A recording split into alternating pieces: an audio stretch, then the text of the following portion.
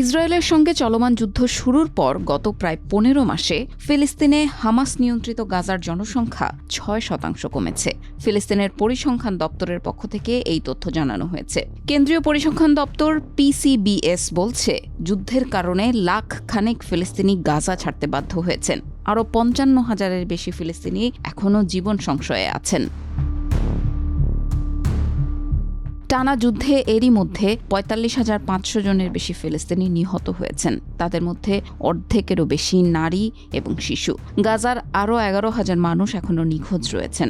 Hamas নিয়ন্ত্রিত গাজার স্বাস্থ্য মন্ত্রণালয়ের তথ্যের বরাতে এই কথা জানিয়েছে পিসিবিএস। প্রতিষ্ঠানটির হিসাবে এবারের যুদ্ধ শুরুর পর থেকে ২১ লাখ বাসিন্দার গাজা উপত্যকার মোট জনসংখ্যা প্রায় ১,৬০,০০০ কমে গেছে। এর অর্থ হল, গাজা উপত্যকায় সামরিক বেসামরিক সব ধরনের মানুষের ওপর ইসরায়েলি বাহিনী ব্যাপক নৃশংস আগ্রাসন চালাচ্ছে। এদিকে পিসিবিএস-এর হালনাগাদ তথ্যের বিষয়ে ইসরায়েলি পররাষ্ট্র মন্ত্রণালয় বলছে, ইসরায়েলের বদনাম করার উদ্দেশ্যেই ফুলিয়ে ফাঁপিয়ে ও কারসাজি করে এইসব বানোয়াট তথ্য দেয়া হয়েছে।